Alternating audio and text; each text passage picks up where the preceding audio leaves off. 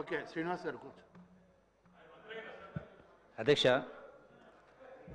గౌరవ సభ్యులు మాట్లాడిన దానిలో నేనేమన్నా అధ్యక్ష, ఏమీ చెయ్యలేదు అనే మాటలు కాదు నేను మాట్లాడింది.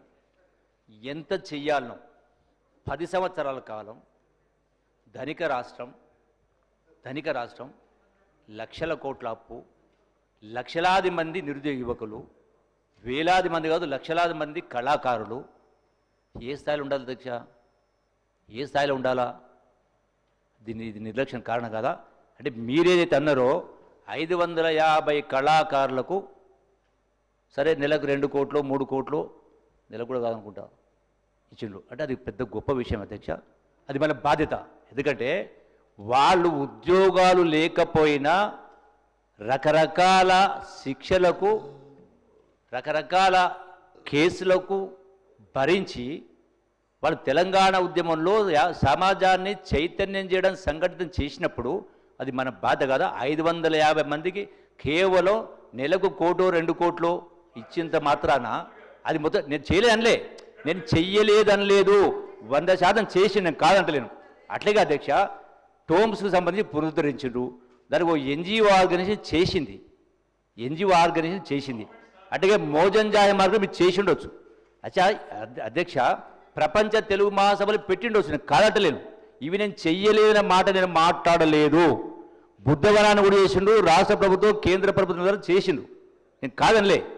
కొల్లాపులు కూడా చేసిండ్రు, అంటే టూరిజం ప్యాకేజ్ ద్వారా చేసిండ్రు. నేను అనే పాయింట్ ఏంది, ఎన్ని వేల కోట్ల రూపాయల ఆస్తులు టూరిజం డిపార్ట్మెంట్కు ఉన్నవి, ఎన్ని హరిత హోటలు ఎన్ని సంవత్సరాలు పడావులు ఉన్నవి, ఎన్ని సంవత్సరాలు తారామతి బాడాలు ఉంది, దాని వాల్యూ 500 కోట్లు, దానికి వచ్చే ఆదాయం 1 కోటి రూపాయలు రాలేదు. అంటే ఇటువంటివి 100లు ఉన్నాయి.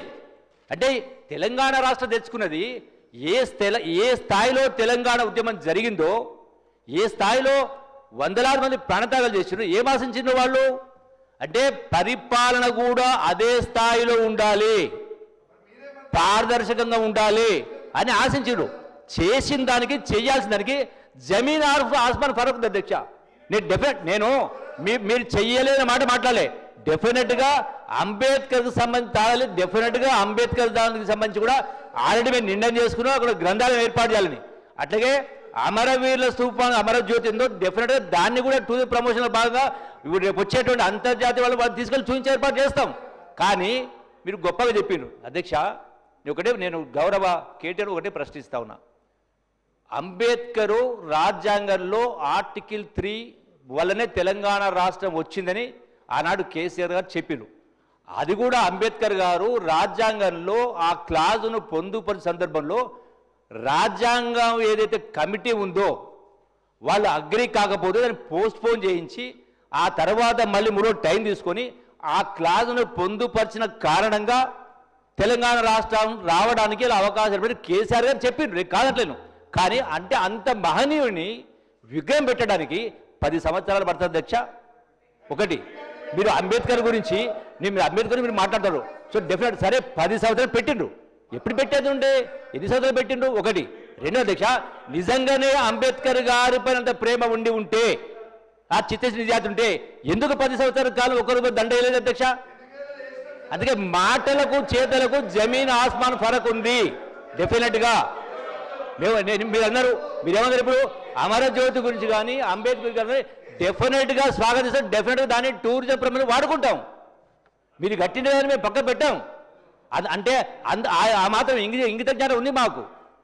అంత చిన్నగా ఆలోచన చెయ్యం, బ్రాడ్గానే ఆలోచన చేస్తాం. నేను చెప్పింది ఏంటంటే, ఇంత పెద్ద ఉద్యమం జరిగి ఇంతమంది ప్రాణత్యాగాలు జరిగిన తర్వాత ఏ నిష్పత్తిలో ఏ స్థాయిలో ఉండాలనో ఆ స్థాయిలో జరగలేదు.